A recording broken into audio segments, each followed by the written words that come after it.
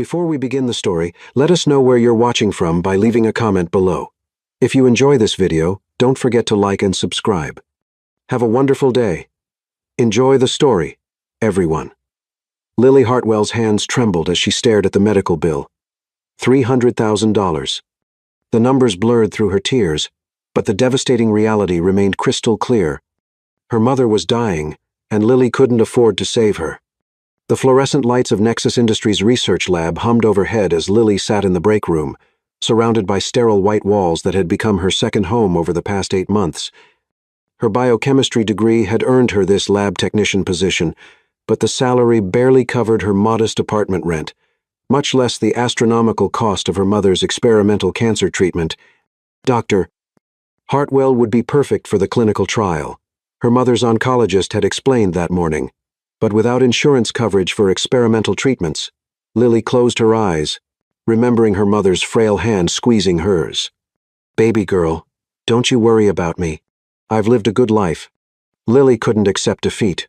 Eleanor Hartwell had raised her single-handedly after her father abandoned them when Lily was 7. Working 3 jobs, her mother had sacrificed everything to put Lily through college. Now it was Lily's turn to fight. The break room door swung open. Sarah, Ethan Blackwood's personal assistant, rushed in with her phone pressed to her ear, speaking in hushed, urgent tones. "Mr. Blackwood, I understand the board's timeline, but finding a suitable candidate for this arrangement isn't like posting a job listing," Sarah whispered. Unaware that Lily occupied the corner booth, Lily's head snapped up. "The lawyers confirmed, it's completely legal. A contractual marriage for producing an heir would satisfy your grandfather's will," Sarah continued, pacing near the coffee machine. 1 year, 1 child, inheritance secured. But finding a woman willing to enter such an arrangement, Lily's pulse quickened. Ethan Blackwood, the brilliant, devastatingly handsome billionaire who owned this company, needed a wife to bear his child. Lily needed money to save her mother's life. "I'll have candidates by tomorrow," Sarah concluded before hanging up. Lily stood abruptly, her chair scraping against the floor. Sarah startled, nearly dropping her phone. "Lily, I didn't see you there. How long have you been?" "Long enough." Lily stepped forward with newfound confidence. "I want to speak with Mr. Blackwood about his arrangement." Sarah's eyes widened. "You can't be serious. This isn't, I understand perfectly. He needs a wife to bear his child. I need money for my mother's cancer treatment. It's business." "Mr. Blackwood doesn't know who you are," Sarah protested. "You're a lab technician. He's expecting someone from his social circle, someone who can give him a healthy, intelligent child." Lily interrupted. "I have a biochemistry degree from Harvard. I'm 26, healthy, with no legal troubles. What more qualifications does he need?" Sarah stared at her for a long moment. "Lily, this isn't some romantic fairy tale. Mr. Blackwood is difficult, cold. He doesn't do emotions or relationships. This would be purely business." "Good," Lily replied firmly. "Because I'm not looking for love. I'm looking for a way to save my mother's life." 20 minutes later, Lily found herself standing outside the elevator to Ethan Blackwood's executive floor, her heart hammering against her ribs. She'd changed from her lab coat into her best professional outfit, a black blazer and skirt that she'd worn to job interviews, and tied her natural curls back in a neat bun.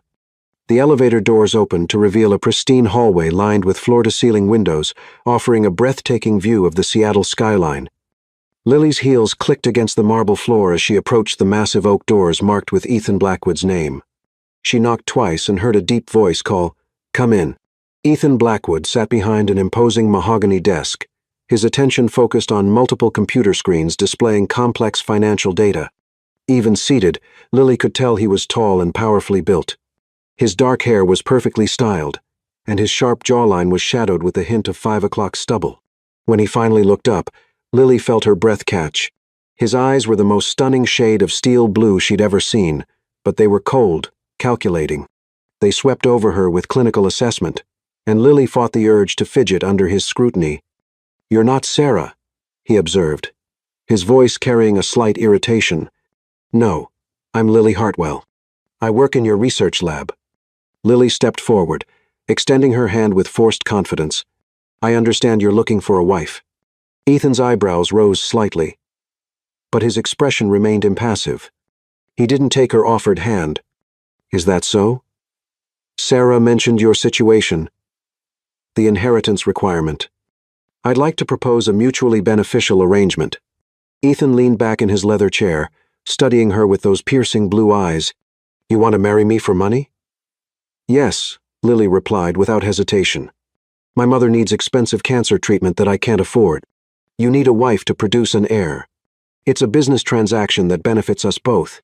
You're very direct, Miss Hartwell." "Dr. Hartwell," Lily corrected softly. "And yes, I believe in honesty. In business dealings." Something flickered in Ethan's eyes. Surprise, perhaps even a hint of respect. He stood and walked around his desk, and Lily had to tilt her head back to meet his gaze. He was at least 6'3", with broad shoulders that filled out his expensive suit perfectly. "What makes you think you're qualified for this particular position?" he asked, crossing his arms. Lily lifted her chin. "I'm intelligent, healthy, and educated. I understand this would be a contractual arrangement with specific terms and expectations. I'm not looking for romance or emotional involvement, just the financial compensation necessary to save my mother's life."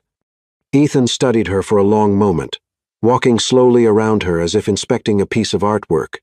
Lily forced herself to remain still, though every instinct screamed at her to run from this cold, intimidating man. "You're younger than I expected," he mused, "and quite beautiful." Heat crept up Lily's neck, but she kept her voice steady. "Will that be a problem?" "On the contrary, good genetics are important for producing a healthy child." His clinical tone made Lily's stomach tighten. "Tell me about your family medical history." For the next 30 minutes, Ethan interrogated Lily with the thoroughness of a job interview. He asked about her education, her health, her family background, and her expectations. With each question, Lily felt more like a prized breeding mare than a potential wife, but she answered honestly. Her mother's life depended on this. $2 million, Ethan said finally, returning to his seat, paid in installments. $500,000 upon signing the marriage contract, $500,000 upon confirmation of pregnancy, and $1 million upon the birth of a healthy child. Lily's knees nearly gave out. $2 million was more than enough for her mother's treatment, with plenty left over for ongoing care. However, Ethan continued, his tone sharp. There would be strict conditions. This is a business arrangement. Nothing more. We would maintain separate living quarters, minimal personal interaction, and absolutely no emotional involvement. The marriage would last exactly 1 year from the date of the child's birth. And the conception? Lily asked, her cheeks burning. Artificial insemination. Clean, clinical, efficient. Ethan's expression remained completely neutral. No unnecessary physical contact. Lily nodded, though something deep inside her felt strangely disappointed by his cold approach.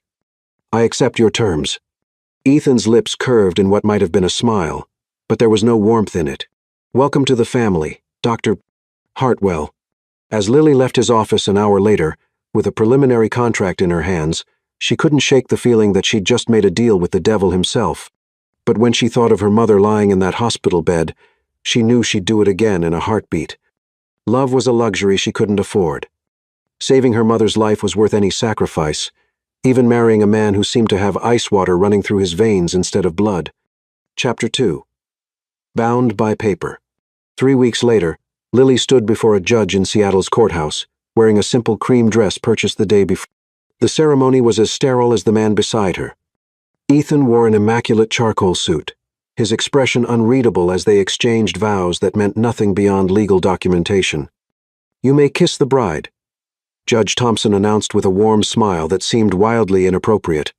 Ethan turned to Lily, his steel blue eyes meeting hers briefly before he leaned down and pressed his lips to hers in the most perfunctory kiss imaginable. It lasted perhaps 2 seconds, but Lily felt an unexpected jolt of electricity. Ethan pulled away immediately, his expression unchanged. Congratulations, Mr. and Mrs. Blackwood, the judge said, but Ethan was already turning away, checking his phone. Lily signed the marriage certificate with hands that trembled slightly, not from nerves about the ceremony, but from the realization that she was now legally bound to a man who treated their wedding like a business meeting. She glanced at Ethan, who was scrolling through emails with the same attention he might give to quarterly reports. The car is waiting, he said without looking up. "I'll have you moved into the estate by tonight." "About that," Lily began, but Ethan was already walking toward the exit. The Blackwood estate was a sprawling modern mansion perched on the shores of Lake Washington, all clean lines and floor-to-ceiling windows that offered stunning views of the water. Lily had never seen anything so beautiful or intimidating. As their car pulled through the elaborate iron gates, she felt like Alice tumbling down the rabbit hole into a world where everything was foreign and unwelcoming. Ethan's housekeeper, Mrs. Lynn, was a kind woman in her 60s who greeted Lily with genuine warmth. The first human emotion Lily had encountered since agreeing to this arrangement. "Mrs. Blackwood, what a pleasure to finally meet you, Mrs. Lynn said, taking Lily's single suitcase. "Mr. Blackwood has told me so little about you, but I can see you're lovely." Lily glanced at Ethan, who was already heading toward his study. "Thank you, Mrs. Lynn. I hope I won't be too much trouble." "Nonsense. This house needs more life in it." "Mrs. Lynn's eyes sparkled with mischief. "Mr. Blackwood works too much. Maybe now he'll remember to eat dinner occasionally." "I doubt I'll have much influence over his habits," Lily replied honestly. Mrs. Lynn led her up a grand staircase to the second floor, past several closed doors, to a beautifully appointed guest suite at the far end of the hall. "This will be your room, Mrs. Lynn announced, opening the door to reveal a spacious bedroom decorated in soft blues and whites. "Mr. Blackwood's master suite is at the other end of the hall." Lily nodded, unsurprised. Ethan had been clear about maintaining separate living spaces. She unpacked her few belongings, hanging her modest wardrobe in a closet that could have housed her entire apartment. Everything about this place reminded her how different their worlds were. Dinner was served in a formal dining room that could seat 20. Lily sat at one end of the massive table, while Ethan occupied the other, the distance between them emphasized by elegant place settings and flickering candles that seemed absurdly romantic. "The fertility clinic appointment is Thursday," Ethan announced, cutting his salmon with surgical precision. "Dr. Lopez is the city's best reproductive endocrinologist." Lily nodded, focusing on her food. "What about living arrangements during the pregnancy? Medical care?" "You'll have the finest prenatal care available," Ethan replied matter-of-factly. "Dr. Emily Chen will be your obstetrician. She delivered the mayor's twins last year." "And after the birth?" Ethan paused, his fork halfway to his mouth. "We'll discuss that when the time comes." The rest of dinner passed in uncomfortable silence. Ethan excused himself immediately afterward, disappearing into his study and leaving Lily alone in the cavernous house. She wandered the halls, admiring the expensive artwork and wondering how anyone could live somewhere so beautiful yet so cold. She found herself in Ethan's study doorway around 10 o'clock, drawn by the soft glow of his desk lamp. He was hunched over his computer, his tie loosened and his sleeves rolled up. For the first time since she'd met him, he looked almost human. "Is there something you need?" he asked without looking up. "I just wanted to thank you," Lily said softly. "I called the hospital today. My mother starts treatment tomorrow." Ethan's fingers stilled on the keyboard for a moment before resuming their rapid typing. "Good." Lily waited for more, but he offered nothing else. "Ethan, can I ask you something?" "What?" "Why does your grandfather's will require you to have a child? It seems like an odd stipulation." Ethan finally looked up, his expression guarded. "My grandfather believed that a man without a family lacks proper motivation to build a lasting legacy. He wanted to ensure the Blackwood name continued." "And you agree with that philosophy?" "I think my grandfather was a brilliant businessman who built this company from nothing," Ethan replied, his tone suggesting the conversation was over. But Lily pressed on. "What about what you want? Don't you want a real family someday?" Something flickered in Ethan's eyes. Pain, perhaps, or anger, but it was gone so quickly, Lily wondered if she'd imagined it. "Family is a luxury I can't afford," he said, returning his attention to his computer. "Good night, Lily." Lily retreated to her room, but sleep eluded her. She lay in the enormous bed, staring at the ceiling and wondering what had happened to make Ethan so closed off. He was only 32, successful beyond most people's wildest dreams, and undeniably attractive. Why was he so determined to avoid emotional connections? The next morning, Lily woke to find a black credit card and a note on her nightstand. "For appropriate clothing and anything else you might need." Lily stared at the card, understanding the implication. Her simple wardrobe wasn't suitable for a billionaire's wife, even a fake one. She'd need to look the part if they were going to convince anyone their marriage was real. She spent the day shopping with Mrs. Lynn, who seemed delighted to have another woman in the house. Together, they selected elegant dresses, professional suits, and casual wear that would help Lily blend into Ethan's sophisticated world. Mr. Blackwood's first wife loved to shop. Mrs. Lynn mentioned casually as they examined a beautiful silk dress. Lily's head snapped up. First wife? Mrs. Lynn's face fell. Oh my, I thought you knew. Mr.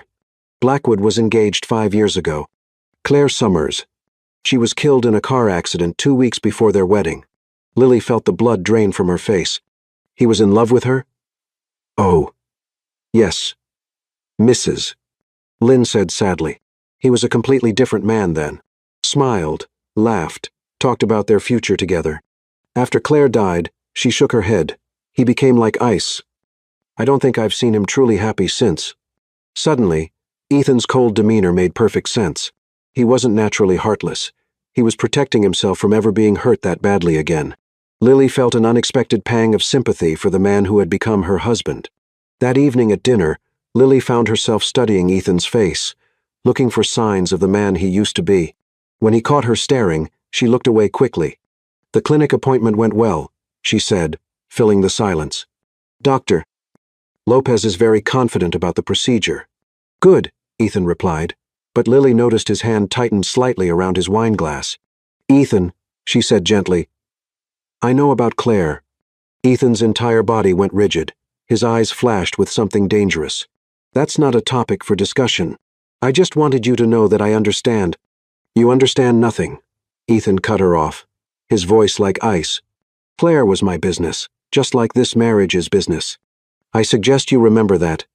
He stood abruptly and left the room, leaving Lily alone with her racing heart and the growing realization that her emotionally detached husband might not be as immune to feeling as he pretended to be. Later that night, Lily was awakened by the sound of someone moving around downstairs. She crept to her door and listened, hearing Ethan's voice drifting up from his study. He was talking to someone on the phone, his tone gentler than she'd ever heard it. I know, Mom. Yes, I'm taking care of myself. The marriage is just. It's complicated. A long pause. No, she's not like Claire. She's different. Stronger, maybe. I don't know if that makes this easier or harder. Lily's heart clenched at the vulnerability in his voice.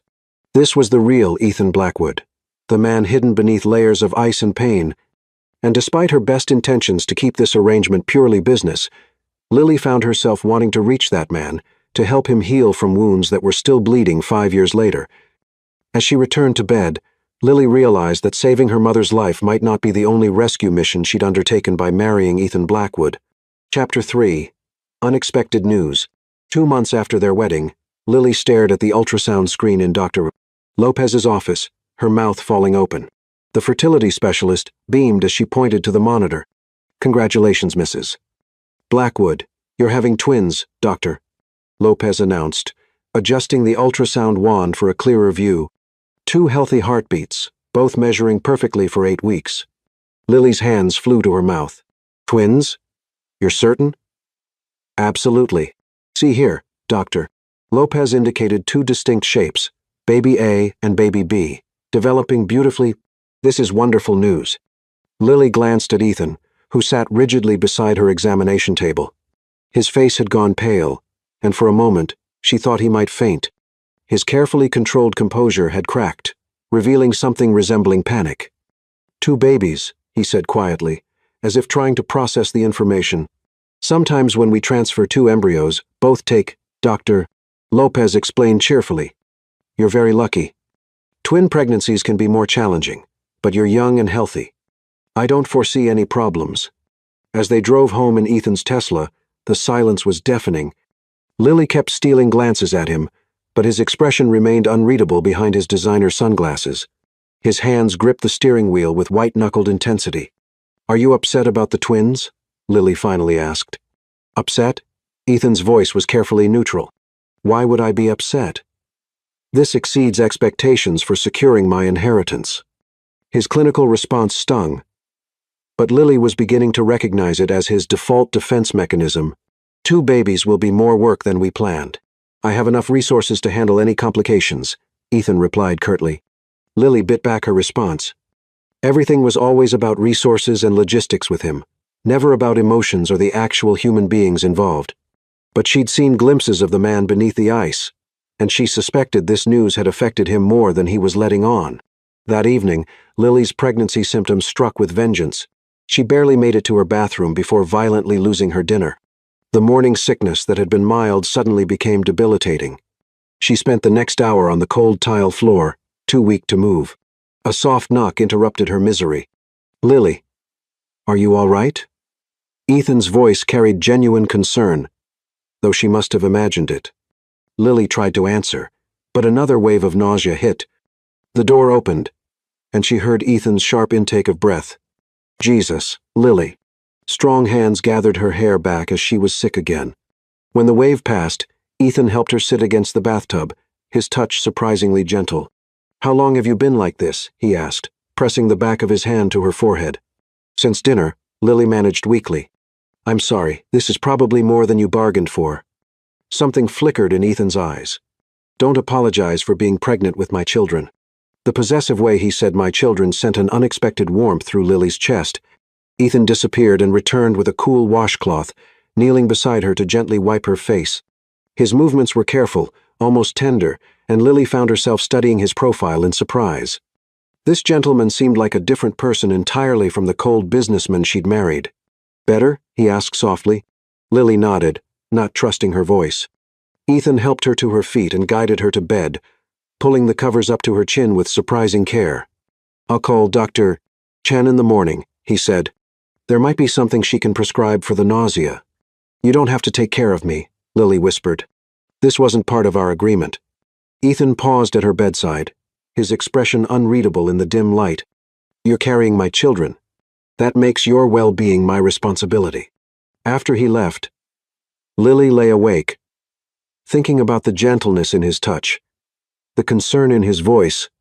For a few minutes, he'd let his guard down completely, and she'd glimpsed the man he might have been before grief hardened his heart.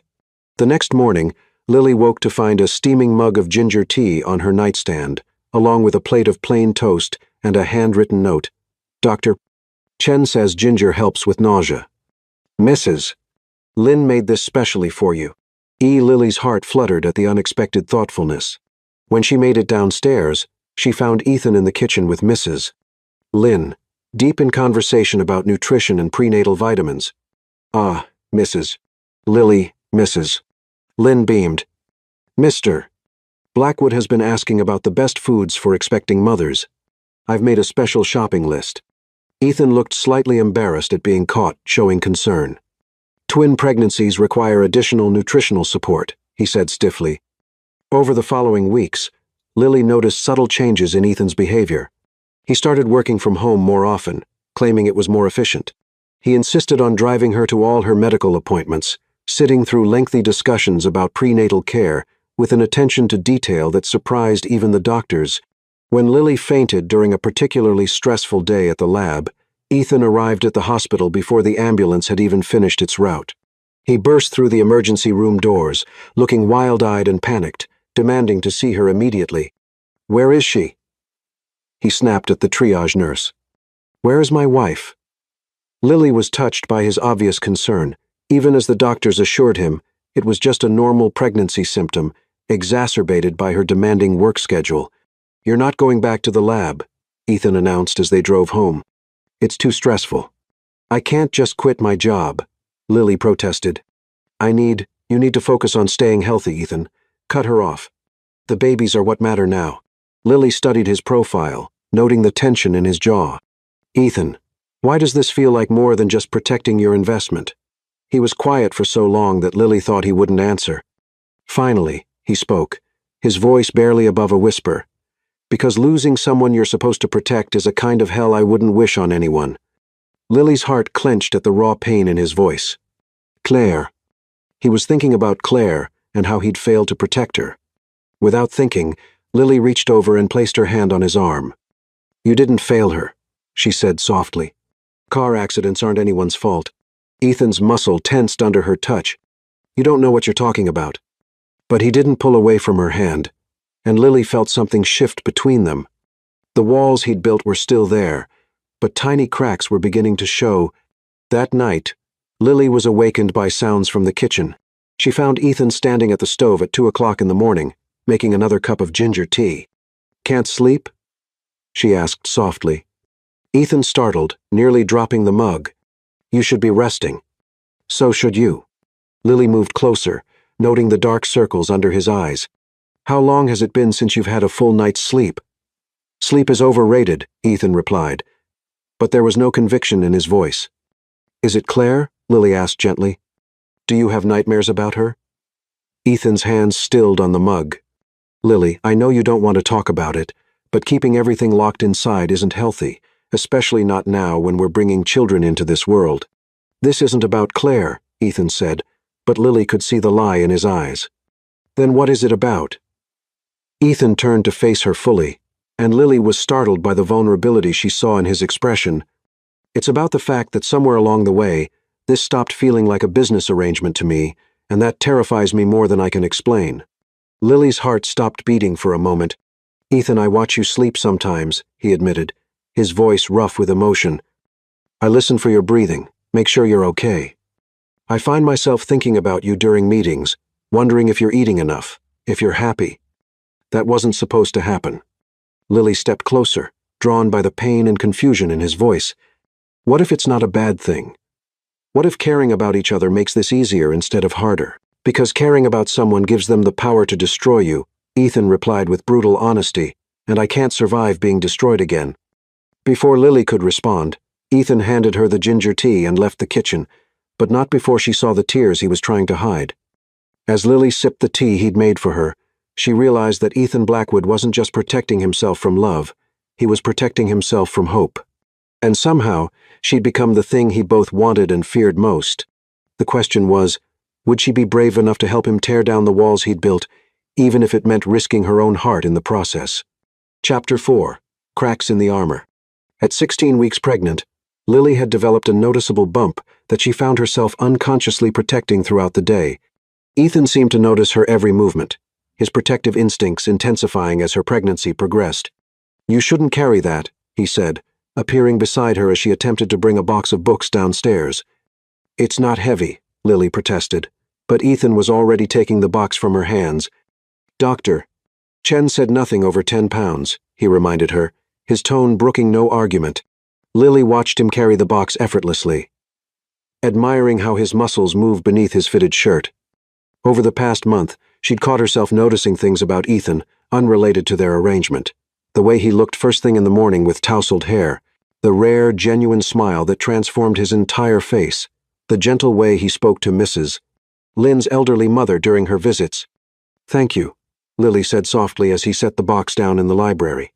Ethan nodded, but instead of leaving immediately as he usually did, he lingered. What are these books? Poetry, mostly. Some literature. Lily felt heat creep up her neck. I know it sounds silly, but I like the idea of reading to the babies while they're still. She gestured to her belly. Something flickered in Ethan's eyes. It's not silly. Studies show babies can hear around 20 weeks. Neural development benefits from language pattern exposure. Lily smiled at his clinical explanation for something inherently emotional. You've been researching pregnancy development? It's important to stay informed, Ethan replied stiffly. But Lily caught the slight flush in his cheeks. Would you like to feel them move? The words escaped before Lily could stop them. Ethan's eyes widened. They're moving already? Just little flutters, but yes. The doctor says twins are typically more active. Lily placed her hand on her bump. They were particularly active during your conference call yesterday. I think they like your voice. Ethan stared at her belly with such longing that Lily's heart ached for him. Slowly, hesitantly, she reached for his hand. Lily, I don't think. It's okay, she whispered, guiding his large, warm hand to the spot where she'd last felt movement. Just wait. They stood perfectly still for several moments, Ethan's hand pressed against her belly, his breathing shallow. Then, as if on cue, one of the babies shifted, creating a small but distinct movement against his palm. Ethan's sharp intake of breath was audible in the quiet library. "Was that baby A, I think?" Lily said, watching the wonder spread across Ethan's face.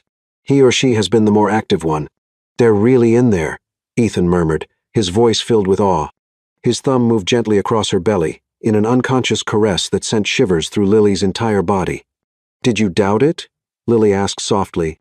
"Sometimes it still doesn't feel real," Ethan admitted, his eyes meeting hers. "The idea that in a few months there will be two little people who are half of me and half of you." The intimacy of the moment was overwhelming. Lily found herself lost in Ethan's steel blue eyes, seeing deeper emotion there than she'd ever witnessed before. His hand was still on her belly, warm and protective, and she had the wild urge to cover it with both of hers and never let him pull away. "Ethan," she whispered, not sure what she wanted to say. "I should let you rest," Ethan said abruptly, removing his hand and stepping back. But Lily caught the reluctance in his movement, the way his eyes lingered on her face before he turned away. That evening, Lily attended her first social function as Ethan's wife. A charity gala for children's literacy. She wore an elegant black maternity gown that showed off her small bump beautifully, and she'd styled her hair in soft curls that framed her face. When she appeared at the top of the staircase, Ethan looked up from his phone and went completely still. His eyes traveled slowly from her face down to her dress and back up again, his expression unreadable but intense. "You look beautiful," he said quietly, and Lily felt her cheeks warm at the genuine appreciation in his voice. "Thank you," she replied, accepting his offered arm. "You clean up pretty well yourself." Ethan's smile was small but real, and Lily felt her heart skip a beat. In his perfectly tailored tuxedo, he was devastatingly handsome, the kind of man who could stop traffic with a glance. The gala was held at Seattle's most exclusive hotel, filled with the city's elite society.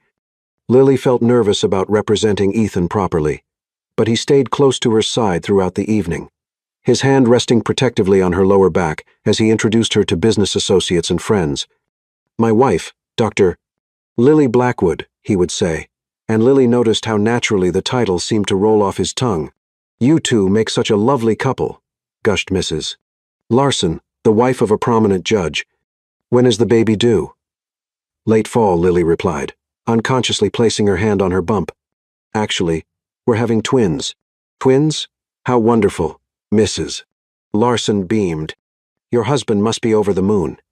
Lily glanced at Ethan, expecting his usual controlled response, but was surprised to see genuine pride in his expression. "We're very excited," he said, his arm tightening slightly around Lily's waist. As the evening progressed, Lily noticed how naturally they moved together, how Ethan anticipated her needs before she voiced them. When she looked tired, he suggested they sit. When she mentioned being thirsty, he appeared with sparkling water. When an older gentleman made an inappropriate comment about pregnant women, Ethan's response was swift and cutting, enough to send the man scurrying away. "You didn't have to do that," Lily said as they watched the man retreat. "Yes, I did," Ethan replied firmly. "No one talks to my wife that way." The possessiveness in his voice sent heat pooling in Lily's belly. The way he said "my wife" sounded nothing like a business arrangement. During the silent auction, Lily stopped in front of a beautiful painting of a mother, reading to two children under a tree. The tenderness of the scene brought unexpected tears to her eyes. "Pregnancy hormones," she laughed, wiping her eyes. "Everything makes me cry lately." Ethan studied the painting with an unreadable expression. "It's beautiful," he said quietly. "The way she's holding them, it looks like love." "What does love look like to you?" Lily asked impulsively. Ethan was quiet for so long that Lily thought he wouldn't answer. Finally, he spoke, his voice barely audible over the crowd around them. "I used to think it looked like Claire. Blonde hair, blue eyes, the perfect society wife. But lately," he paused, his eyes finding Lily's face. "Lately, I think it might look like courage, like someone who would fight for the people they care about, even when they're scared." Lily's breath caught. The way he was looking at her made her feel like she was the only woman in the room. The only woman who had ever mattered. Ethan, Dr. and Mrs. Blackwood, a jovial voice interrupted them. "I've been looking for you everywhere." The spell was broken as they were drawn into conversation with other guests, but Lily couldn't shake the feeling that something fundamental had shifted between them. Later, during the drive home, Ethan seemed lost in thought. Lily watched the city lights play across his profile, noting the tension in his jaw. "Thank you for tonight," she said softly, "for introducing me as your wife instead of hiding me away." "Why would I hide you away?" Ethan asked, seeming genuinely puzzled. "I don't know. I just thought, given the circumstances of our marriage, Lily." Ethan pulled the car over to the side of the road and turned to face her fully. "Our marriage might have started as a business arrangement, but you are my wife. You're carrying my children. Anyone who has a problem with that can go to hell." The fierce protectiveness in his voice made Lily's heart race. "You really mean that?" "I've never been more serious about anything in my life," Ethan replied, his eyes intense in the dim light of the car. They stared at each other for a long moment, the air between them charged with unspoken tension. Lily felt herself leaning toward him, drawn by the magnetic pull of his presence. When Ethan suddenly cleared his throat and turned back to the road, "We should get you home," he said, his voice slightly rough. "You need your rest." As they drove the rest of the way in charged silence, Lily realized that Ethan Blackwood was fighting a losing battle against his own heart. The question was whether he would surrender to his feelings or continue building walls to protect himself from the possibility of love and loss again. But one thing was becoming increasingly clear. This arrangement was no longer just business for either of them, no matter how hard they both tried to pretend otherwise. Chapter 5. The Almost Kiss. 3 weeks after the charity gala, Lily found herself sitting across from Ethan in Giovanni's, Seattle's most romantic Italian restaurant. The intimate setting, with dim lighting, flickering candles, and soft violin music, seemed wildly inappropriate for their business arrangement. But Ethan had insisted they needed to maintain appearances. "People are asking questions about our marriage," he'd explained earlier. "We need to be seen together more." Looking happy. Now, watching him study the wine menu with the same intensity he brought to quarterly reports, Lily wondered if Ethan understood how this looked or how it was affecting her. "You're staring," Ethan observed without looking up. "Sorry," Lily said, heat creeping up her neck. "I was thinking about how strange this is." "Strange how?" "We're pretending to be happily married for everyone else, but we barely know each other." Lily gestured around the romantic restaurant. "I don't even know your favorite color or childhood dreams." Ethan finally looked up, his steel blue eyes meeting hers. "Those things aren't relevant to our arrangement." "Maybe not, but they're relevant to me." Lily leaned forward slightly. "I'm carrying your children, Ethan. Don't you think we should at least try to be friends?" Something flickered in Ethan's expression. "Blue," he said quietly. "What?" "My favorite color is blue, like the lake on a clear day." His eyes seemed to soften as he looked at her. "What about you?" "Green," Lily replied, surprised by his answer. "Forest green, like the trees around my grandmother's cabin where I spent summers as a child." Ethan nodded, as if filing away this information for future reference. "And I wanted to be a marine biologist when I grew up. I was fascinated by ocean life. The idea that there was this whole world beneath the surface that most people never saw." "What changed?" Lily asked, genuinely curious. "Reality," Ethan replied with a bitter laugh. "My father died when I was 16, and I had to step up to help run the family business. Marine biology became a luxury I couldn't afford." Lily felt a pang of sympathy. "I'm sorry. That must have been incredibly difficult." "It was what it was," Ethan said, clearly uncomfortable with her sympathy. "What about you? Have you always wanted to be a biochemist?" "Actually, I wanted to be a teacher," Lily admitted. "Elementary school. I loved the idea of helping children discover the world around them. But my mother sacrificed so much for my education. I felt like I owed it to her to pursue something more significant." "Teaching is significant," Ethan said firmly. "Shaping young minds, inspiring the next generation. There's nothing more important than that." Lily was touched by his conviction. "Maybe someday, when the babies are older, I'll consider it again." The conversation flowed more easily after that. Ethan told her about his college years at MIT, his early struggles to prove himself in the business world, his secret love of poetry that he'd never shared with anyone. Lily found herself laughing at his dry humor and hanging on his every word as he revealed glimpses of the man beneath his controlled exterior. "I can't picture you reading poetry," Lily said as their main courses arrived. "Wordsworth is particularly good," Ethan replied with a slight smile, "though I prefer Byron for his rebellion against convention."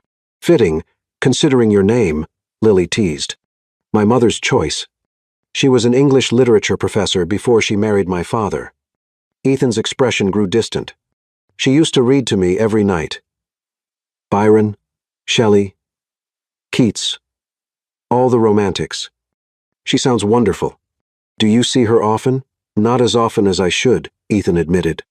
She lives in Paris now, teaching at the Sorbonne. We talk occasionally, but you don't want her to worry about you, Lily finished softly. Ethan's eyes met hers with surprise. How did you? Because that's the kind of man you are. You protect the people you care about, even if it means keeping them at a distance. Something raw and vulnerable flashed in Ethan's eyes before he looked away. You think you have me figured out. I think you're more complicated than you want people to believe, Lily replied gently, and I think you're lonely. Ethan's jaw tightened. I have everything I need. Do you? Lily challenged softly. When was the last time you really laughed? When did you last do something just because it made you happy? Happiness is overrated, Ethan said, but there was no conviction in his voice. No, it's not. It's what makes life worth living. Lily reached across the table and placed her hand over his. Don't you want that for our children? For them to see their father happy? Ethan stared down at their joined hands, his thumb unconsciously stroking across her knuckles in a gesture so gentle it made Lily's heart ache. I used to be happy, he said quietly, with Claire. But happiness is dangerous. It makes you careless, makes you believe good things can last forever. What if they can? Lily whispered. What if you're just too scared to find out? Ethan's eyes snapped up to meet hers, and Lily saw the war raging inside him, the desire to believe her warring with his fear of being hurt again. Lily, he began, his voice rough with emotion. I know you think caring about someone gives them power to destroy you, Lily continued, her heart racing. But what if it also gives them the power to heal you? Ethan's hand tightened around hers. You don't understand. Then help me understand, Lily pleaded. Stop hiding from me. Stop pretending this is just business when we both know it stopped being that a long time ago. The air between them crackled with tension. Ethan's eyes dropped to her lips, and Lily felt her breath catch as he leaned slightly forward. For a moment, she thought he might actually. We should go, Ethan said abruptly, pulling his hand away and signaling for the check. It's getting late. Lily felt as if she'd been slapped. Ethan, the car is waiting, he said without meeting her eyes, his walls slamming back into place with almost audible force. The drive home was excruciating. Ethan stared straight ahead, his knuckles white as he gripped the steering wheel. Lily sat in stunned silence, her heart breaking a little more with each passing mile. When they reached the estate, Ethan got out of the car without a word and headed straight for his study. Lily followed him, her patience finally snapping. Are you seriously going to pretend that didn't happen? She called out as he tried to close the study door. Ethan turned, his expression cold and distant. Nothing happened. Bullshit, Lily said, shocking them both with her vehemence. Something has been building between us for weeks, and you know it. You're confusing gratitude with something else, Ethan replied icily. I've been kind because you're carrying my children. Don't read more into it. Lily felt tears prick her eyes, but she refused to let them fall. So tonight meant nothing? Everything you told me about yourself, the way you looked at me, was an act? For appearances, remember? I'm good at playing a role when necessary. The cruelty in his words hit Lily like a physical blow. You're lying. Am I? Ethan's smile was arctic. You're a means to an end, Lily. Very attractive and intelligent, but nothing more. If you've convinced yourself otherwise, that's your mistake. Lily stared at him, seeing the pain he was trying to hide behind his cruel words. You're doing this because you're scared. Because for a minute there, you almost let yourself feel something real. I'm doing this because I'm not interested in playing house with you, Ethan replied coldly. We have an arrangement. I suggest you remember that. Fine, Lily said, her voice shaking with hurt and anger. But you're a coward. Ethan Blackwood. You're so terrified of being hurt again that you'd rather spend your life alone than take a chance on something beautiful. Better alone than destroyed. Ethan shot back. You're already destroyed, Lily shouted, her composure finally cracking. You're walking around like a ghost, pretending to be alive, while your heart is buried with a woman who died 5 years ago. At least, she got to experience love before she died. What's your excuse? Ethan's face went white, his eyes blazing with fury. "Get out." "Gladly," Lily replied, tears now streaming down her cheeks. "But you should know something. I wasn't confusing gratitude with anything else. I was falling in love with you, you complete and utter fool, and you just threw it away because you're too much of a coward to love me back." Lily left Ethan standing in his study, probably in shock, and ran upstairs to her room. She slammed the door and collapsed on her bed, sobbing for the man she'd married and the love she'd been stupid enough to think might be possible. Outside her door, she heard footsteps pause and linger before moving away. Lily pressed her face into her pillow and cried until she had no tears left, mourning the connection she'd thought was real and the future she'd been foolish enough to imagine. In his study below, Ethan sat in his chair, staring at nothing, Lily's words echoing in his mind. "I was falling in love with you."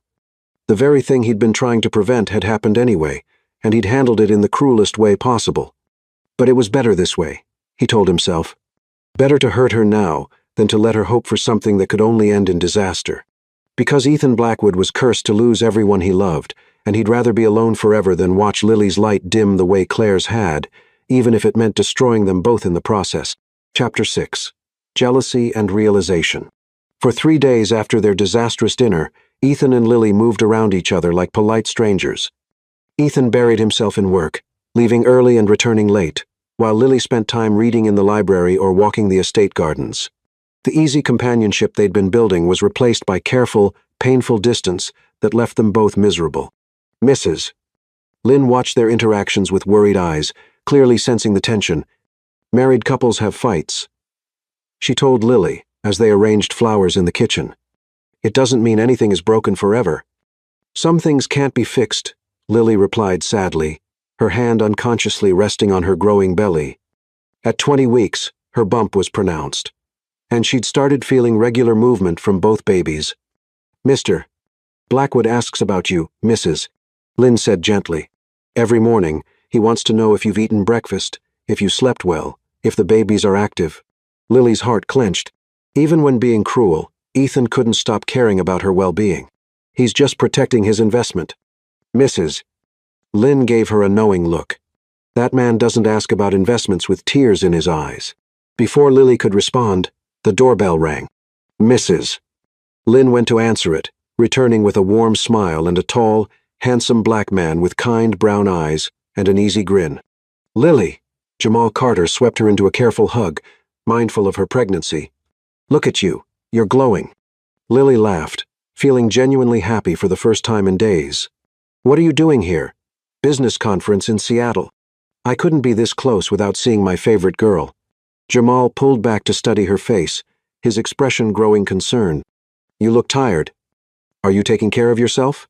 Jamal had been Lily's closest friend since childhood.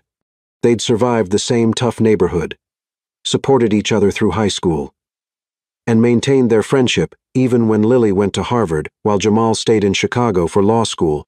He knew her better than anyone, except maybe the husband she was currently not speaking to. "I'm fine," Lily insisted, leading Jamal to the living room. "Just pregnancy fatigue." "How long are you in town?" 3 days. "I was hoping we could catch up properly, maybe dinner tomorrow." Jamal settled beside her on the couch, his concern evident. "Lily, are you really okay? You seem sad." Before Lily could answer, she heard footsteps in the hallway. Ethan appeared in the doorway, stopping short when he saw Jamal sitting close to Lily on the couch. Something dark and dangerous flashed in Ethan's eyes as he took in the scene. Lily laughing with another man, looking more relaxed than she had in days. "I didn't realize we had a guest," Ethan said, his voice carefully controlled but with an edge that made Lily's stomach tighten. "Ethan, this is Jamal Carter, my oldest friend," Lily said, standing quickly. "Jamal, my husband, Ethan Blackwood." Jamal rose and extended his hand with a friendly smile. "Mr. Blackwood, nice to meet you. Lily has told me so much about you." Ethan shook Jamal's hand, but Lily noticed how his grip lingered, as if he were sizing up competition. "Has she? Funny, she's never mentioned you." The subtle insult made Lily's cheeks burn. "Jamal is a civil rights attorney in Chicago. We've been friends since we were kids. Close friends, from the looks of it," Ethan observed coolly. Jamal glanced between them, clearly sensing undercurrents he didn't understand. Lily and I have always been close. She's like family to me. How fortunate for you, Ethan replied with a smile that didn't reach his eyes. The tension in the room was suffocating. Lily jumped into the conversation. Jamal is in town for a conference. I was thinking we might have dinner tomorrow to catch up. Of course, Ethan said smoothly. I'm sure you have a lot to discuss. Actually, Jamal said, turning to Ethan with genuine politeness, you're welcome to join us. I'd love to get to know Lily's husband better. I'm afraid I'll be busy, Ethan replied curtly. Business. Lily felt embarrassment and anger war in her chest. Ethan was being deliberately rude, and she didn't understand why. Jamal, why don't I walk you out? We can make plans for tomorrow. As they headed toward the front door, Jamal lowered his voice. Lily, is everything okay with your marriage? Your husband seems complicated. It's fine, Jamal. Just some adjustment issues. Jamal stopped and turned to face her fully. You know you can tell me anything, right? If you're unhappy, if he's not treating you well, he's not mistreating me, Lily said quickly. We're just figuring things out. Lily. Jamal took her hands gently. I've known you your whole life. I can see when something's wrong. You look miserable. Tears pricked Lily's eyes. It's complicated. Then uncomplicated, Jamal said firmly. Come home with me, back to Chicago. You can stay with me until the babies are born, and we'll figure out the rest together. Jamal, I can't. Yes, you can. You're brilliant, beautiful, and you deserve to be happy. If your husband can't see that, then he doesn't deserve you. Lily was about to respond when she heard a sharp intake of breath behind them. She turned to see Ethan standing in the hallway, his face pale and his eyes filled with something that looked remarkably like panic. I forgot my briefcase, Ethan said stiffly, but his eyes were fixed on Jamal's hands holding Lily's. Jamal stepped back slightly but didn't release Lily's hands. Mr. Blackwood. I hope you know how lucky you are. Lily is 1 in a million. Yes, Ethan said quietly, his eyes never leaving Lily's face. She is.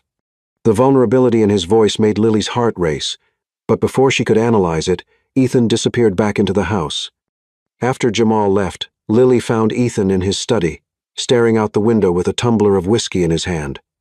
The sight of him drinking in the middle of the afternoon sent alarm bells ringing in her head. Ethan, are you all right? He didn't turn around. Your friend seems very concerned about your well-being. Jamal has been looking out for me since we were children, Lily said carefully. And he wants you to go back to Chicago with him. It wasn't a question. Lily's breath caught. You were listening. I didn't mean to, but yes, I heard. Ethan finally turned to face her, and Lily was shocked by the pain in his eyes. Are you considering it? I don't know, Lily admitted honestly. Maybe it would be easier for both of us. Ethan's glass hit the desk with more force than necessary. Easier? You've made it clear that this is just business to you, Lily said, lifting her chin. Maybe it would be better if I finish the pregnancy somewhere else and just send you the babies when they're born. Send me the babies? Ethan's voice was dangerously quiet. Like packages? Isn't that what you want? Your heirs delivered with no messy emotional complications? Ethan stared at her for a long moment, his jaw working. Jamal is in love with you. The statement was so unexpected that Lily blinked. What? He's in love with you, Ethan repeated. It's written all over his face when he looks at you, the way he holds your hands, the way he talks about you. The man is completely gone on you. Jamal is my friend, Lily protested. It's not like that between us. Maybe not for you, Ethan said, moving closer, but for him, absolutely. And he wants to rescue you from your terrible husband. Maybe I need rescuing, Lily shot back. Something dangerous flashed in Ethan's eyes. From me? From this? Lily gestured between them. From pretending I don't have feelings when I clearly do, from walking on eggshells around a man who runs away every time we have a real moment. I don't run away. You sprinted away from me 3 nights ago, Lily replied. The second things got real. You bolted. Ethan was quiet for so long that Lily thought the conversation was over. When he finally spoke, his voice was barely above a whisper. The thought of you leaving terrifies me more than I can explain. Lily's heart stopped. Ethan, when I heard him ask you to come back to Chicago, when I saw the way you looked at him, for a moment, I thought you might actually go. Ethan's hands clenched into fists at his sides.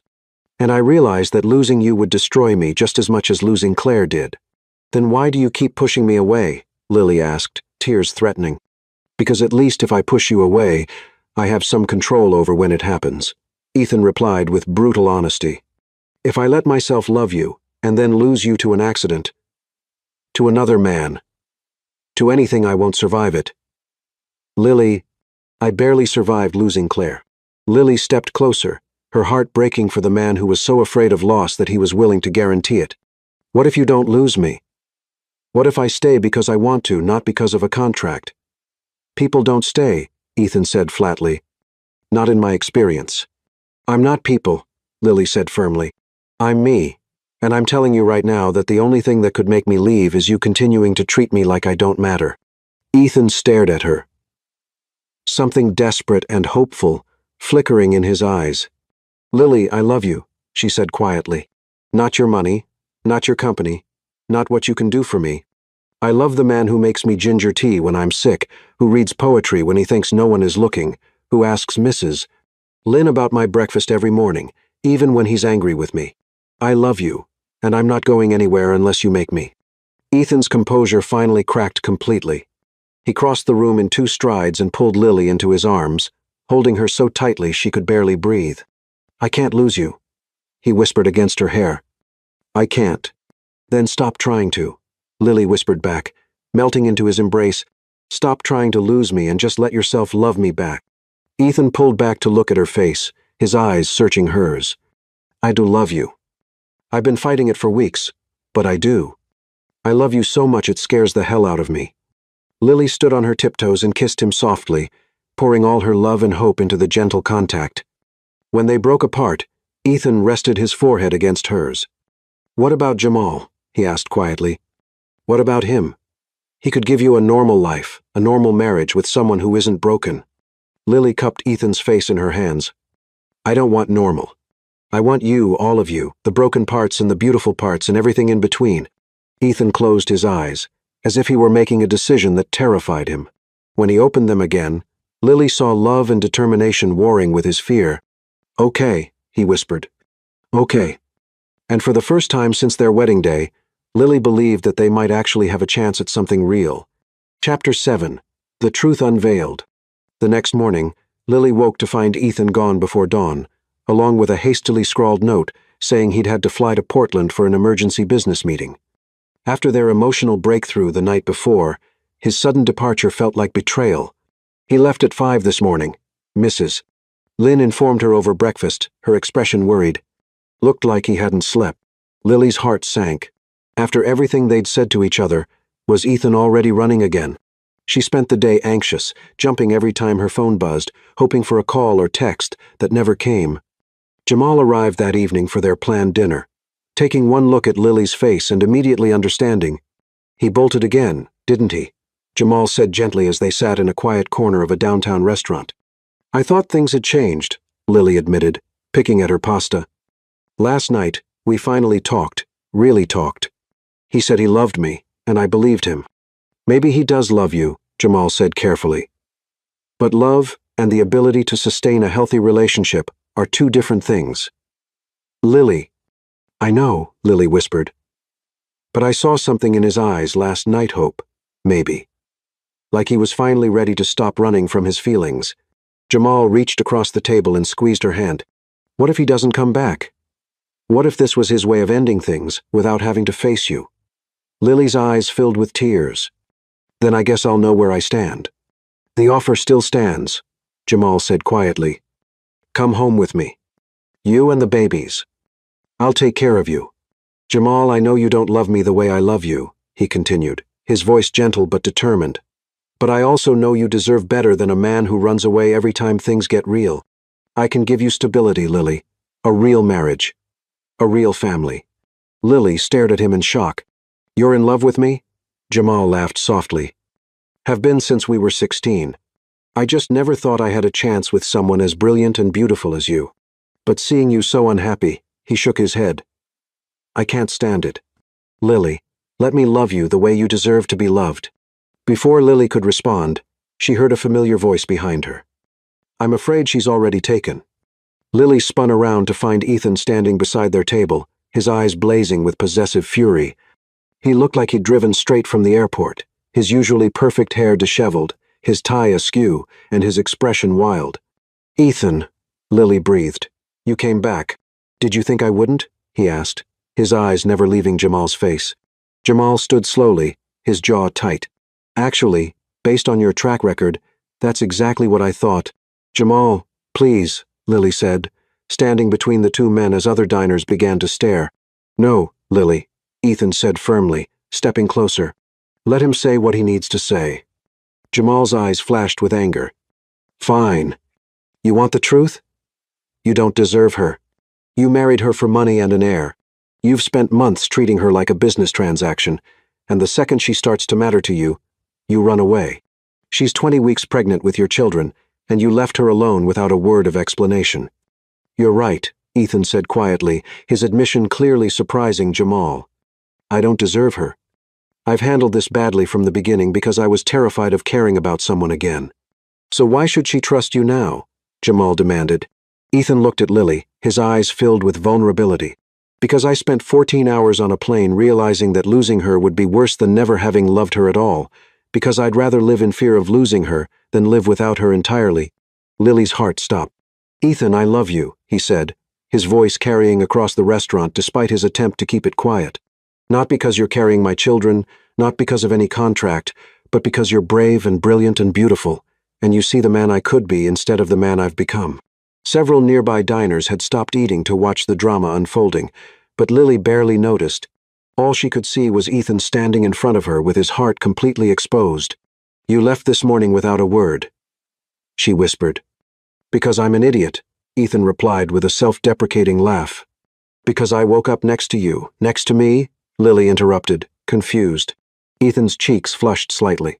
"I may have fallen asleep outside your door last night. I wanted to be close to you, but I didn't want to presume. Anyway, I woke up at dawn and panicked.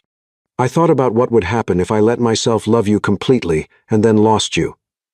And I convinced myself it would be easier to end things before they went any further." "So you flew to Portland?" Jamal asked incredulously. "I flew to Portland to meet with lawyers about dissolving our marriage contract," Ethan admitted, his eyes never leaving Lily's face. "I thought if I could make it purely about legal obligations, I could protect both of us from getting hurt." Lily felt like she'd been punched in the stomach. "You wanted to divorce me?" "I wanted to free you," Ethan said desperately. "I thought you deserved better than a man who was too broken to love you properly." "And what changed your mind?" Lily asked, her voice barely audible. "The lawyer asked me what I wanted for you in the custody arrangement," Ethan replied, his voice rough with emotion. "Whether I wanted shared custody, visitation rights, financial support, and I realized I didn't want any of those things. I wanted you to come home with me. I wanted to raise our children together. I wanted to wake up next to you every morning for the rest of my life." Jamal stepped forward. "Pretty words, but I tore up the contract," Ethan continued, reaching into his jacket pocket and pulling out torn pieces of paper. "All of it. The marriage agreement, the financial terms, everything. I drove straight from the lawyer's office to the airport because I needed to get back to you before you realized I was exactly as much of a coward as you called me." Lily stared at the torn contract in shock. "But your inheritance—" "My inheritance," Ethan said fiercely. "You're worth more than any amount of money. The company will survive without me if necessary. Lily, I would give up everything I own for the chance to love you properly. Money, houses, business, none of it matters if I lose you." Tears were streaming down Lily's face. "You really came back." "I will always come back to you," Ethan said, stepping closer, "even when I'm scared. Even when I run. I will always find my way back to you. That's a promise." Jamal watched this exchange with growing frustration. "Lily, you can't seriously be considering this. He just admitted to trying to divorce you this morning." "Because he thought it was what I wanted," Lily said softly, her eyes still locked on Ethan's face, "because he was trying to protect me from a life with someone he thought was too damaged to love me right." "I am damaged," Ethan said honestly. "I'm probably going to mess this up 100 more times because I've never done this before, never loved someone while being terrified of losing them. But I'm willing to learn if you're willing to teach me." Lily stepped closer to Ethan, close enough to see the tears he was trying to hold back. "What exactly are you asking me?" Ethan dropped to one knee right there in the middle of the restaurant, pulling out a small velvet box that made Lily gasp. "I'm asking you to marry me," he said, his voice shaking. "Really marry me. Not for a contract or an inheritance, but because I love you, and I want to build a life with you. I want to raise our children together, fight with you, make up with you, and grow old arguing about whose turn it is to change diapers." Lily laughed through her tears as Ethan opened the box to reveal a stunning emerald ring surrounded by diamonds. "Your favorite color," he said softly. "I had it made on the way to the airport this morning, which is why I was so late getting back." "You had this made this morning?" Lily asked in amazement. "I called in every favor I had," Ethan admitted. "I needed you to know this was real, that I was choosing you, not an obligation." The entire restaurant had gone silent, everyone watching the billionaire propose to his pregnant wife in the middle of their dramatic confrontation. "I love you too," Lily whispered, dropping to her knees in front of him. "Yes, I'll marry you, really marry you." Ethan slipped the ring onto her finger with shaking hands before cupping her face and kissing her with all the love and desperation he'd been holding back for months. The restaurant erupted in applause, but Lily heard nothing except the sound of Ethan's voice as he whispered against her lips, "I love you, Lily Blackwood, forever and always." "Forever and always," she whispered back, sealing their promise with another kiss. Jamal watched them for a moment longer before quietly leaving money on the table and walking away. As much as it hurt to see the woman he loved choose someone else, he couldn't deny the love he saw between them. Ethan and Lily barely noticed his departure. They were too lost in each other, in the promise of a future built on love instead of contracts, fear instead of hope. "Take me home," Lily whispered against Ethan's lips. "Always," he replied, helping her to her feet. "Always." Chapter 9. Passionate Surrender. The ride home from the restaurant was charged with electric tension. Ethan couldn't stop touching Lily, her hand, her arm, her cheek, as if he needed constant reassurance that she was real and choosing to be with him. Lily found herself mesmerized by the way city lights played across his profile, highlighting the strong line of his jaw and the gentle curve of his lips. "I can't believe you kept the ring in your pocket all day," Lily said, admiring the emerald that caught light every time she moved her hand. "I've been carrying it since I left the jeweler this morning," Ethan admitted, his thumb stroking across her knuckles. "I was terrified you'd say no, that I'd waited too long to do this right." "I would never say no to you," Lily said softly, "not when you're being honest with me." Ethan lifted her hand to his lips, pressing a gentle kiss to her palm. "I want to be honest about everything. No more walls, no more running away." When they reached the estate, Ethan helped Lily out of the car with the careful attention he'd been showing throughout her pregnancy. But tonight there was something different in his touch, something reverent and possessive, that made Lily's skin tingle with anticipation. "Are you tired?" Ethan asked as they walked toward the house, his hand resting on the small of her back. "No," Lily replied, though her heart was racing for reasons that had nothing to do with exhaustion. "Are you?" "Not even close," Ethan said, his voice rougher than usual. They paused in the grand foyer, suddenly uncertain. All their passionate words at the restaurant had led to this moment, but neither knew quite how to proceed. Their relationship had been so carefully controlled, so deliberately distant, that the thought of finally crossing that line felt momentous. "Lily," Ethan began, his voice hesitant, "I don't want to rush anything, your pregnancy, your comfort." Lily silenced him by placing her finger against his lips. "Ethan, I love you. I want to be with you, really be with you. Unless you don't, I do," Ethan said immediately, his eyes darkening with desire. "God, Lily, I've wanted you for so long, I can barely think straight around you."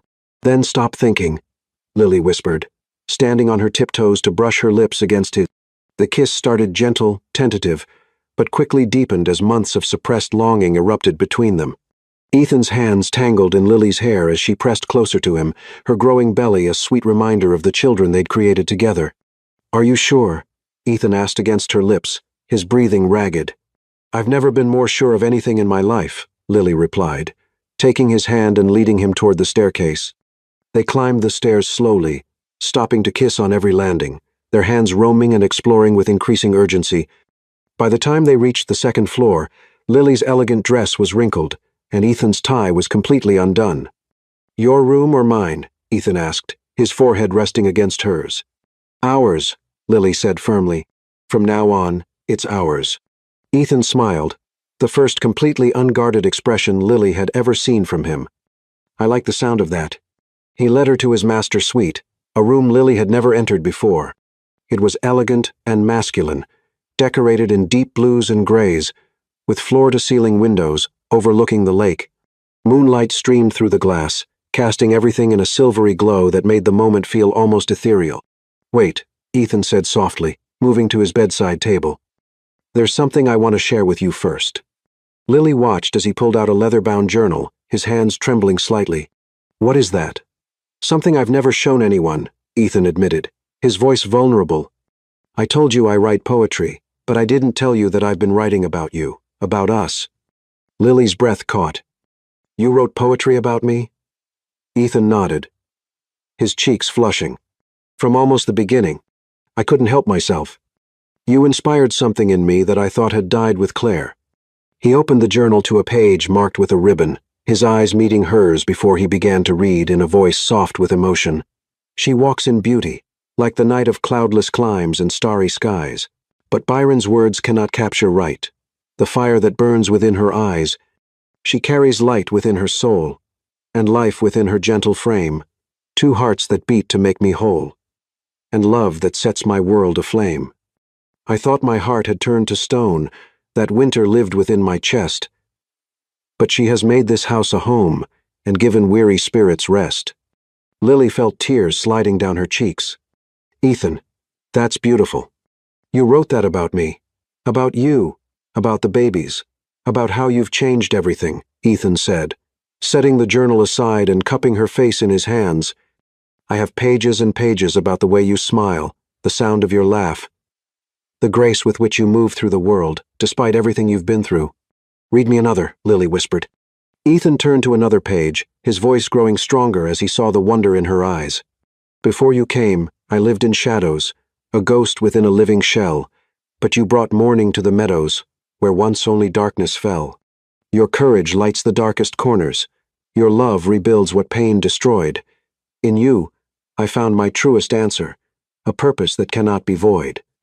The children sleeping 'neath your heart, a proof that beauty conquers fear, that broken souls can find new start when love draws near.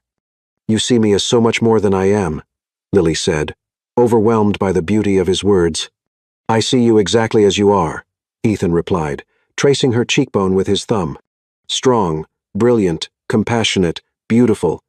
You saved me, Lily, not just from loneliness, but from a life half-lived. Lily stood on her tiptoes and kissed him with all the love overflowing from her heart. You saved me too, from desperation, from settling for less than I deserved, from never knowing what real love could feel like. Ethan's hands moved to the zipper of her dress, pausing as he had before. May I?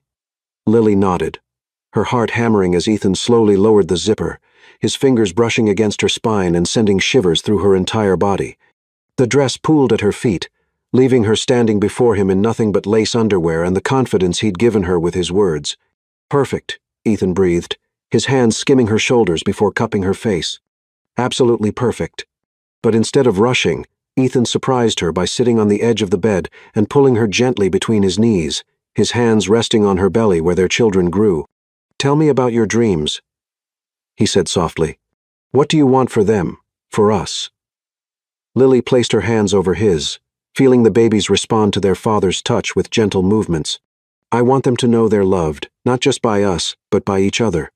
I want them to have the kind of childhood I didn't stable, secure, full of laughter.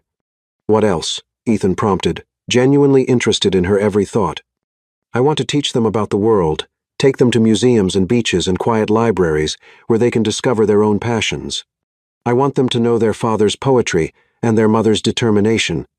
Lily smiled down at him. What about you? What do you dream of? Ethan's eyes grew distant with possibility. I want to read them bedtime stories every night. I want to teach them to swim in the lake, to build sandcastles, to stand up for what's right. I want them to know they're safe to be themselves, to take risks, to love without fear. Without fear, Lily repeated softly. You're not afraid anymore. Terrified, Ethan admitted with a laugh, But the fear of losing you is nothing compared to the fear of never having really had you. Tonight, I want to love you, completely body, heart, and soul. He stood slowly, his hands trailing up her sides as he rose, making Lily shiver with anticipation. When he kissed her this time, it was with all the passion and love he'd been holding back for months. I want to memorize every inch of you, Ethan whispered against her lips. I want to learn what makes you sigh, what makes you laugh, what makes you call my name like a prayer. What followed was the most tender, passionate experience of Lily's life. Ethan touched her like she was precious beyond measure, his hands and lips mapping every inch of her body with reverent attention. He whispered words of love and devotion against her skin, telling her how beautiful she was, how much he needed her, how sorry he was for making her wait so long. He traced the curves of her changing body with infinite gentleness, pressing soft kisses to her belly and murmuring promises to their children about how loved they would be. When Lily tried to hurry things along, desperate for the connection they'd both been craving, Ethan stilled her hands. We have all night, he said softly. We have forever. Let me love you the way you deserve to be loved. And he did. He worshipped her with his touch, with his words, with the tears that fell from his eyes as she responded to him with equal passion. They talked between kisses about their childhoods, their fears, their hopes for the future. Ethan told her about the little boy who had lost his father too young and learned to hide his heart behind walls of responsibility. Lily shared stories of the girl who had raised herself while her mother worked, learning to be strong because there was no other choice. When they finally came together, it was with a sense of completion that brought tears to both their eyes. This wasn't the clinical, distant arrangement they'd originally planned. This was love in its purest form, two souls finally finding their way to each other. I love you, Ethan whispered as they moved together, his eyes never leaving Lily's face.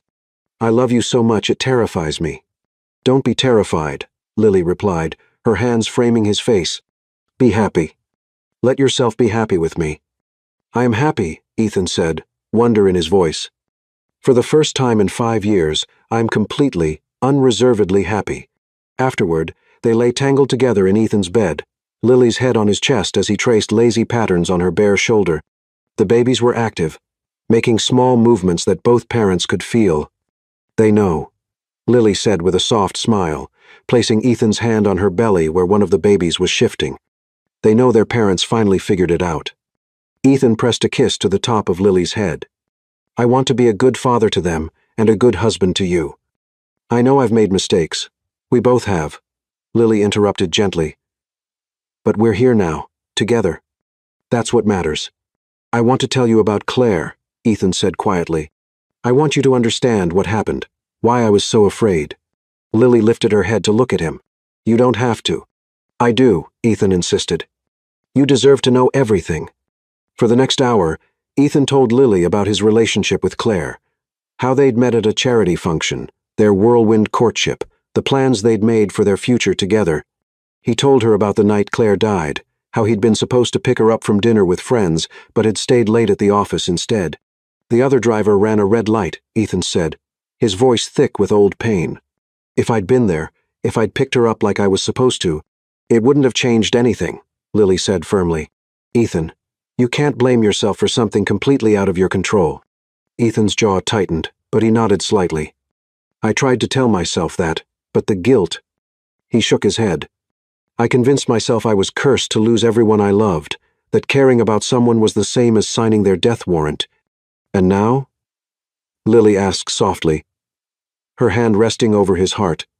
Now I realize that loving you is worth the risk, Ethan replied, his voice steady with conviction. A life without love isn't really living at all. Lily pressed a kiss to his chest, feeling the steady beat of his heart beneath her lips. I'm not going anywhere, Ethan. Not tomorrow, not next year, not ever. Promise me, Ethan said, vulnerability clear in his voice. I promise, Lily replied without hesitation. You're stuck with me, Ethan Blackwood, forever and always. As they drifted off to sleep in each other's arms, both Ethan and Lily felt a peace they hadn't known in years. They'd found their way to each other through fear, doubt, and their own stubbornness, but they'd made it. Outside their window, the lake reflected the moonlight like scattered diamonds, and in the distance, the city sparkled with the promise of tomorrow. But inside their bedroom, wrapped in each other's arms with their children growing between them, Ethan and Lily had everything they needed. They had love real, honest, terrifying, beautiful love. They had poetry and passion, dreams and determination. They had a future full of possibility, and a present perfect in its imperfection. Lily, Ethan whispered into the darkness as she began to drift off. Thank you for teaching me how to love again. Lily smiled against his chest. Thank you for being worth the wait. In the quiet of their shared bedroom, with moonlight painting everything silver and their hearts at peace, they slept the deep, contented sleep of two people who had found their home in each other's arms. Chapter 9. Complications of the Heart. 3 weeks of blissful happiness followed their night of passionate surrender. Ethan and Lily moved into the master suite together, spending their days planning for the babies and their nights discovering new depths to their love. Ethan had never been more content. His smile came easier, his laughter was genuine, and he'd started talking about the future with an enthusiasm that amazed everyone who knew him. I've never seen Mr. Blackwood so happy, Mrs. Lynn confided to Lily one morning as they folded tiny baby clothes. He hums while he shaves, now hums. Lily laughed, her hand resting on her growing belly. At 23 weeks, she was definitely showing, and both babies were increasingly active. He's been amazing. Last night, he spent an hour reading poetry to them. Which one was it this time? Ethan asked, appearing in the doorway with his briefcase and jacket. Byron, Lily replied with a teasing smile. I think baby A particularly enjoyed She Walks in Beauty. Ethan crossed the room to kiss Lily good morning, a ritual he'd never missed since they'd gotten together. Excellent taste, he murmured against her lips. Just like their mother. Are you sure you can't come to the appointment with me today? Lily asked, straightening his tie with gentle fingers. I wish I could, but this Portland expansion meeting has been scheduled for months, Ethan replied regretfully. I'll be back tonight, and we can go over Dr. Chen's notes together. It's just a routine checkup, Lily assured him. Nothing exciting. Ethan placed both hands on her belly, smiling when one of the babies responded with a strong kick. Be good for your mother today, he told them seriously. No acrobatics during the ultrasound. After Ethan left for his flight to Portland, Lily spent the morning working on the nursery with Mrs. Lynn. They'd chosen a soft green and cream color scheme that would work for any combination of genders, and Ethan had spared no expense on furniture and decorations. Mr. Blackwood ordered 3 different cribs before he found ones he liked. Mrs. Lynn laughed as they arranged stuffed animals. He said he wanted them to be perfect for his children. Lily smiled, touching the emerald engagement ring she now wore alongside her simple wedding band. Ethan had insisted on having a new ceremony to renew their vows properly, and they were planning an intimate celebration for the following month. The appointment with Dr. Chen went well initially. Both babies were measuring perfectly, their heartbeats strong and steady. But as the ultrasound continued, Lily noticed the doctor's expression growing concerned. Is everything okay? Lily asked, trying to see the monitor clearly. Both babies look healthy, Dr. Chen said carefully, but I'm noticing some changes in your cervix that concern me. Lily, have you been experiencing any cramping or unusual pressure? A little, Lily admitted, but I thought it was normal.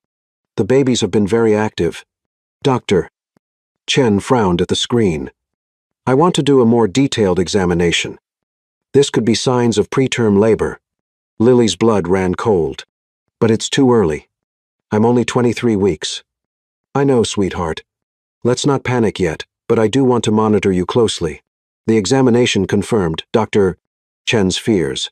Lily's cervix had begun to shorten and dilate, early signs that her body was preparing for labor far too soon. I'm admitting you to the hospital immediately, Dr. Chen said, her tone leaving no room for argument. We need to try to stop this before it progresses. But I feel fine, Lily protested, even as fear gripped her heart. Shouldn't I call Ethan first? We'll call him from the hospital, Dr. Chen assured her. Right now, the priority is getting you on medication to try to halt the labor. The next few hours were a blur of hospital rooms, IV drips, and concerned medical staff. The medications they gave Lily to stop the contractions made her feel nauseated and shaky, but she was more worried about the babies than her own discomfort. We haven't been able to reach your husband, the nurse informed her apologetically. His assistant said he's in meetings all day. Lily tried Ethan's cell phone repeatedly, but each call went straight to voicemail.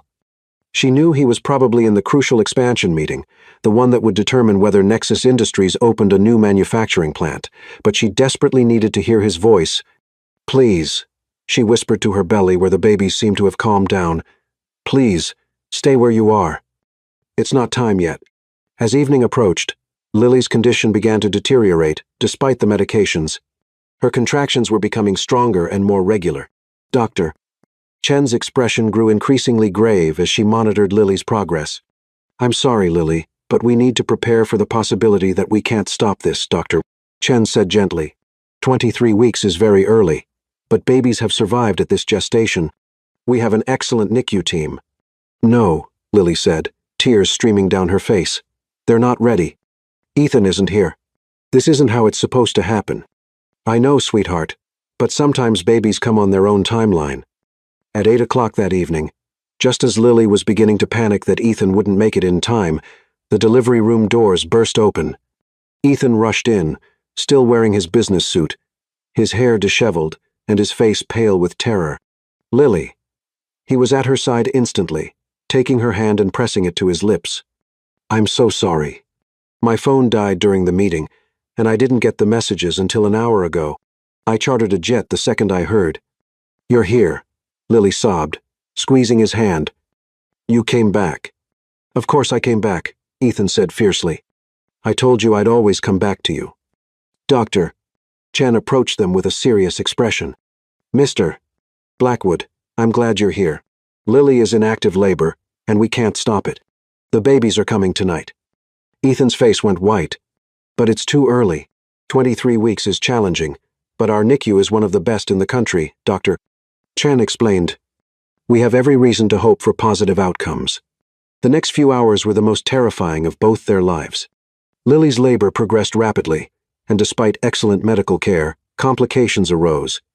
Her blood pressure spiked dangerously, and during the delivery of the second baby, she began to hemorrhage. "We're losing too much blood," one of the doctors called out urgently. Ethan watched in horror as the delivery room exploded into activity, medical staff working frantically to save his wife's life. The baby's 2 perfect little girls were whisked away to the NICU, but Ethan couldn't focus on anything except Lily's pale face and the alarming amount of blood. "Is she going to be okay?" Ethan demanded, his voice breaking. "We're doing everything we can, Doctor," Chen replied, but Ethan could see the worry in her eyes. As Lily slipped in and out of consciousness, Ethan held her hand and whispered desperate prayers. The irony wasn't lost on him. He'd spent months afraid of losing her, and now his worst nightmare was unfolding. "Please don't leave me," he whispered against her hand. "Lily, please. I can't do this without you. Our daughters need their mother. I need you." For a terrifying moment, Lily's eyes fluttered closed, and her grip on his hand loosened. The monitors around her bed began beeping frantically, and Ethan felt his world start to collapse. "No," he said loudly, then louder. "No, Lily, you promised me. You promised you wouldn't leave." Whether it was his voice, the excellent medical care, or sheer stubborn will, Lily's eyes slowly opened. Her gaze found Ethan's face, and she managed a weak smile. "Still here," she whispered. Ethan broke down completely, sobbing with relief as he pressed his forehead to their joined hands. "I thought I'd lost you." "I thought, hey," Lily said softly, using what little strength she had to squeeze his hand. "You're not getting rid of me that easily. We have babies to raise. 2 beautiful daughters," Ethan said through his tears. "They're so small, but they're fighters, just like their mother." "Are they okay?" Lily asked anxiously. "They're perfect," Ethan assured her. "Tiny, but perfect. The doctors say they have every reason to be optimistic." As Lily was finally stabilized and moved to recovery, Ethan sat beside her bed, holding her hand and watching her sleep. The fear of the last few hours had crystallized something important for him. He realized that loving someone didn't make you curse to lose them. Sometimes, it gave you the strength to fight for them. "I love you," he whispered to his sleeping wife, "and I'm going to spend the rest of my life making sure you never doubt that." In the NICU down the hall, 2 tiny girls fought their first battle for survival, surrounded by machines and medical equipment, but sustained by the love of parents who had found their way to each other, despite impossible odds. The road ahead would be challenging premature babies faced weeks or months in the hospital, and every day would bring new worries and fears. But as Ethan watched Lily sleep peacefully, her hand still clasped in his. He knew they could face anything as long as they faced it together. Love, he realized, wasn't about avoiding loss. It was about choosing to love completely, despite the possibility of loss. And Lily had taught him that the risk was always, always worth it. Chapter 10. Love Uncontracted.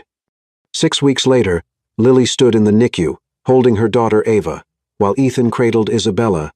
Both babies had grown stronger each day, defying the odds that premature infants faced. At nearly 30 weeks corrected age, they were finally healthy enough to go home.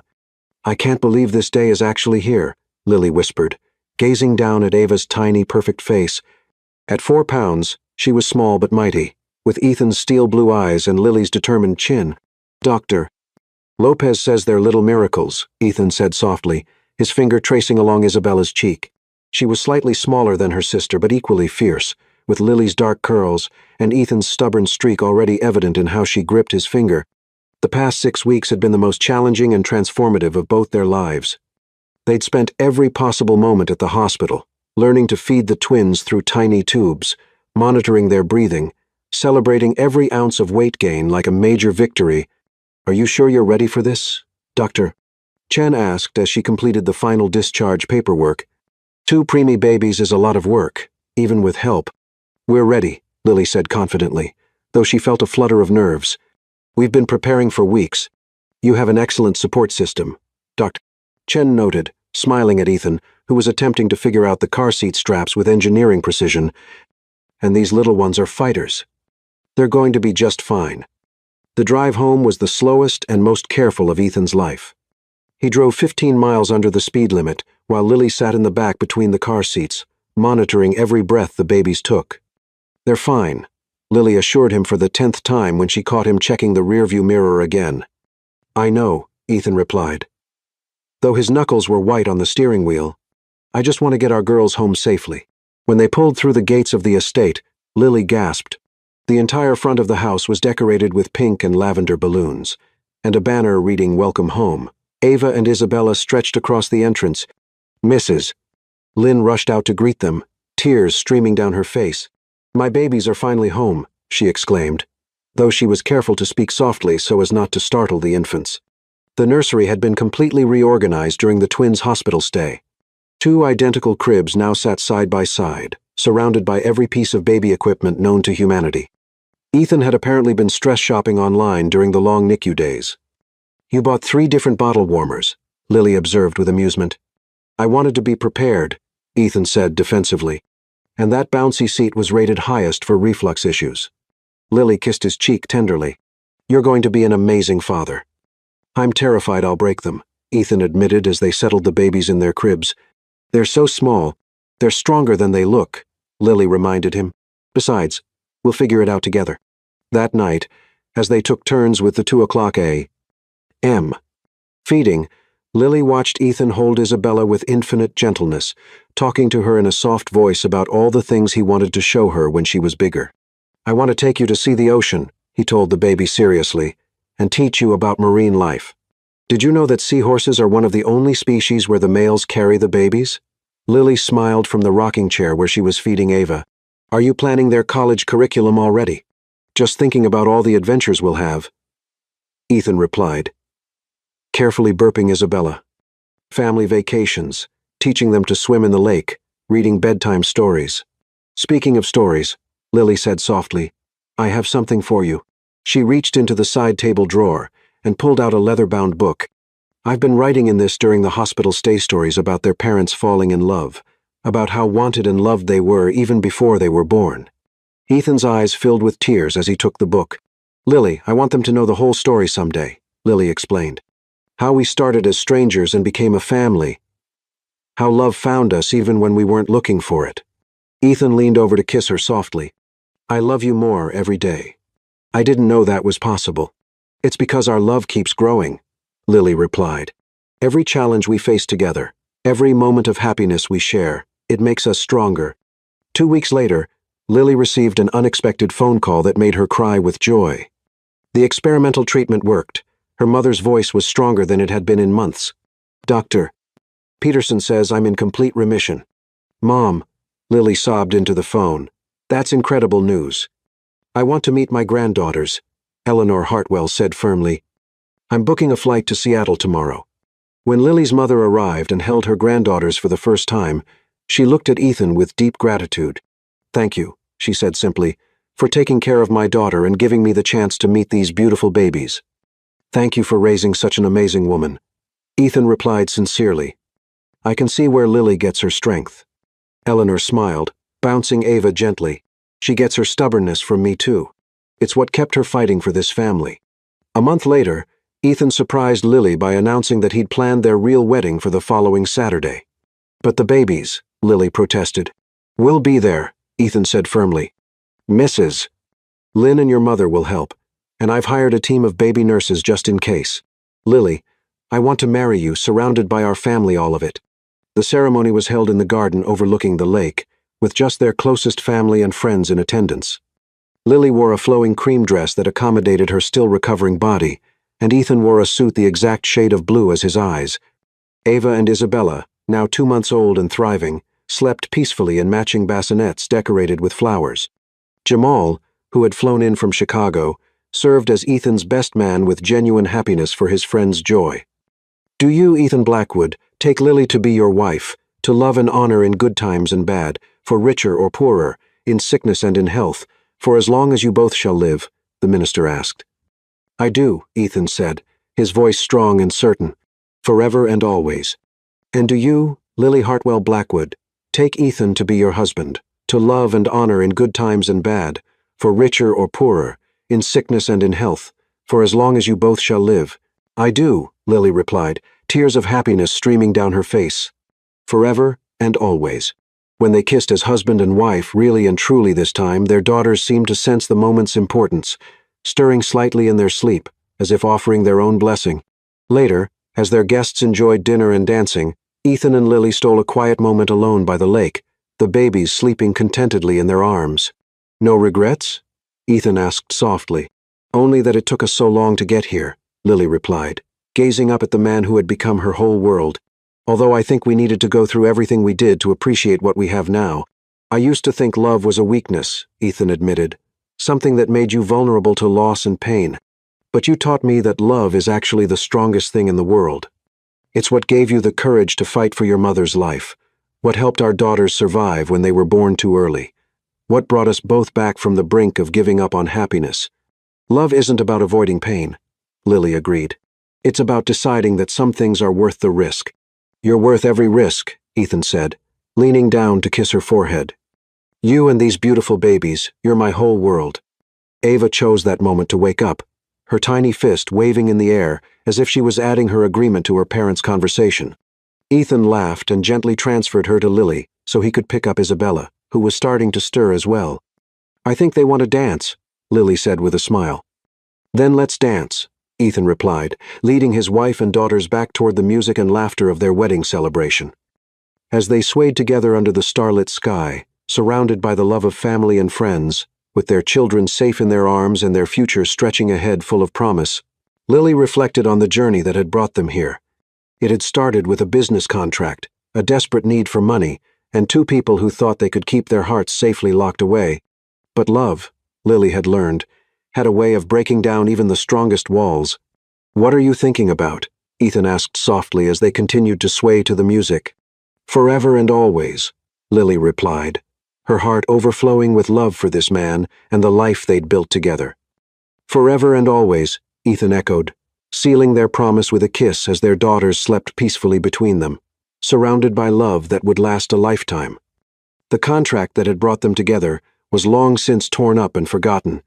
What remained was something far more precious, a love freely given, wholly received, and strong enough to withstand anything life might bring their way. And that was worth more than any fortune in the world.